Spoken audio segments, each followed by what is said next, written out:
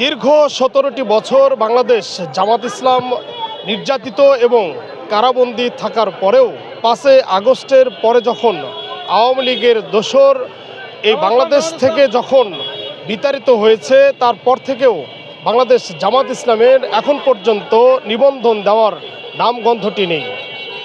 কেন্দ্রীয় নেতা এটিএম আজহারুল ইসলামের কারামুক্তির দাবিতে বাংলাদেশ জামাত ইসলাম সারা দেশের ন্যায় বিক্ষোভ এবং সমাবেশের ডাক যখন দিয়েছেন, তখন বগুড়াতেও শুরু হয়েছে বিক্ষোভ সমাবেশ এবং জনগণের অসংখ্য ভিড়ে জনগণ কিন্তু বাংলাদেশ জামাত ইসলামের পক্ষে প্রায় 30 মিনিট কিন্তু আমরা অতিবাহিত করেছি রাস্তায়। তারপরেও এই বিক্ষোভ সমাবেশ এবং বিক্ষোভ মিছিলের কিন্তু অংশ শেষ করতে পারেনি।